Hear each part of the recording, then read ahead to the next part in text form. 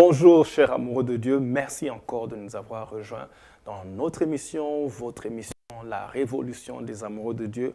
Une révolution d'amour pour Jésus-Christ, l'époux. Nous sommes en train de parler de beaucoup de choses.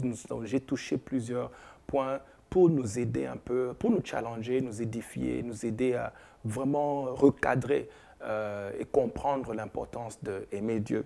Nous avons parlé de notre relation avec Jésus-Christ en tant que l'époux, parce que la Bible le présente comme l'époux pour décrire l'état de son cœur. C'est un amoureux, il est amoureux de nous, il est passionné de nous, son cœur bat pour nous.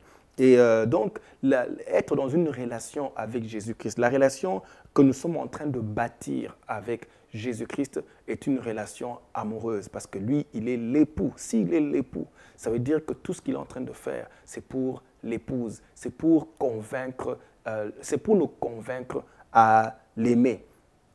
Pas seulement l'aimer, j'expliquais que c'est l'aimer avec passion et intensité. Donc, ne pas aimer Dieu et entrer dans cette relation sans aimer Dieu, sans l'amour, c'est une corruption. Tu ne peux pas entrer dans cette relation où lui, il est amoureux et toi, tu entres sans amour. C'est une corruption de la relation. Parce que cette relation, en fait, exige l'amour. Aucun homme ne voudra ne sera excité d'être avec une femme qui ne l'aime pas. Et d'ailleurs, vous allez voir comment Dieu insiste sur ça. Je vous ai expliqué comment les gens qui l'ont servi sans l'aimer, il a dit qu'ils commettent l'iniquité. En tout cas, c'est important de comprendre que être avec lui, même le servir, sans l'aimer, il appelle ça commettre l'iniquité. Et puis, dans Matthieu, chapitre 15, verset 7, Dieu est en train d'expliquer. Il parle à Israël. Il dit hypocrite. Il commence par dire hypocrite. Comme pour dire, ce que vous faites dans cette relation, c'est juste une apparence. Lui, il cherche l'amour, mais toi, tu entres, c'est juste une apparence de chanter dans la chorale, d'être dans le protocole, de servir même dans les médias, tout ça. Il dit hypocrite. Et Ésaïe a bien prophétisé sur vous. Quand il a dit, ce peuple m'honore des lèvres, mais son cœur est éloigné de moi. Ils honorent Dieu des lèvres. C'est une apparence. Disent de belles paroles. Font beaucoup de belles choses. Mais Dieu dit tout ça là, c'est une apparence. Et Dieu rejette ça. Il ne veut pas. Il ne veut pas être dans une relation où nous le faisons c'est juste l'apparence. Dieu veut le cœur. Pour comprendre que Dieu cherche des amoureux, il veut le cœur. C'est le cœur qui intéresse Dieu. Ton cœur intéresse Dieu. Pas tous les tralala que tu fais à l'extérieur. Tout ce que tu fais à l'église, ce n'est pas ça d'abord. Dieu veut d'abord ton cœur. Pourquoi? Je répète, la nature de notre relation avec Dieu, c'est une relation amoureuse. L'époux veut une épouse amoureuse de lui. Il recherche une épouse amoureuse de lui. Il veut une épouse amoureuse de lui. Et donc, dans cette relation-là, si tu y entres sans amour, il y a corruption. Dieu rejette cela. Vous allez voir que Dieu rompt sa relation avec Israël en lui donnant même une lettre de divorce. Il rompt sa relation avec Israël en lui donnant une lettre de divorce. Pourquoi? Parce que Israël, il dit à cause de l'adultère. Ça, c'est Jérémie chapitre 3, verset 8. Il dit, elle a bien vu que j'ai répudié Israël, l'infidèle, et que je lui ai donné sa lettre de divorce à cause de tous les adultères qu'elle avait commis. Vous comprenez déjà tout de suite que le contexte de notre relation ici, où nous devons amener l'amour, c'est une relation amoureuse.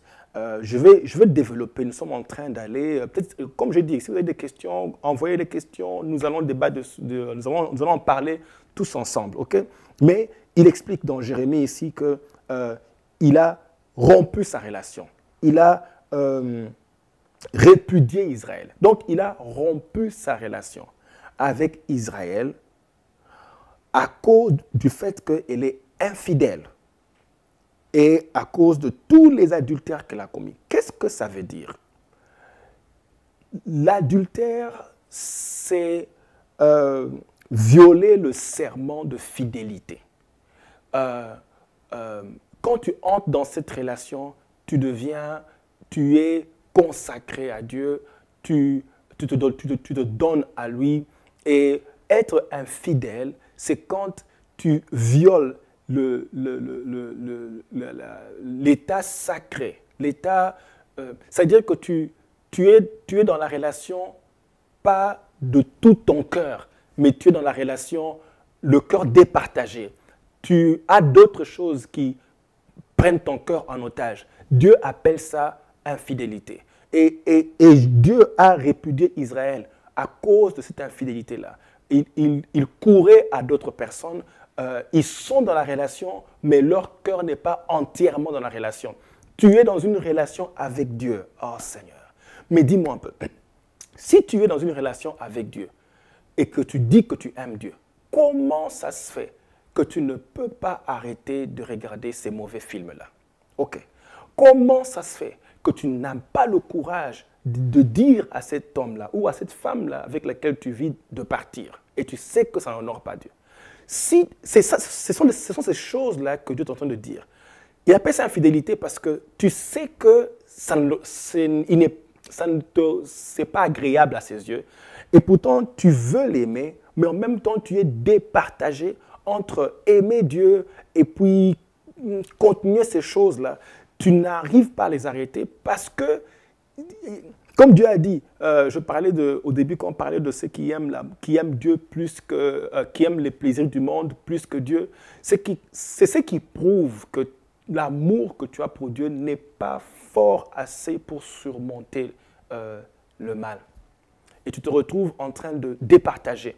Et Dieu dit à cause de ça, Dieu appelle ça infidélité.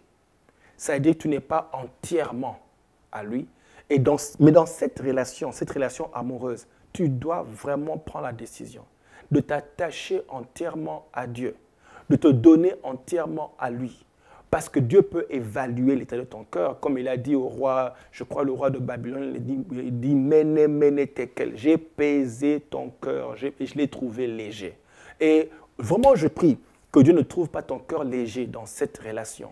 Parce que cette relation est tellement intense. Vous savez, bien aimé, un amoureux est passionné et il est intense dans sa relation. Et il veut aussi trouver cette intensité-là. Et il peut voir quand tu es distrait, quand tu es départagé. Dieu peut voir ça. Et vous voyez, Israël, Dieu l'a répudié. Je voudrais vraiment m'arrêter ici et vraiment vous challenger à aller revoir. Est-ce que ton cœur est départagé? Est-ce que tu es entièrement tu t'es donné entièrement à l'amoureux de ton âme? Que Dieu vous bénisse et merci encore d'avoir suivi aujourd'hui. Vraiment, j'étais content de vous retrouver. Mais nous allons nous retrouver à la prochaine réunion. En attendant, envoyez des questions. Nous allons répondre ensemble. Nous sommes en train de nous édifier à aimer Dieu avec passion. Soyez bénis et à plus tard.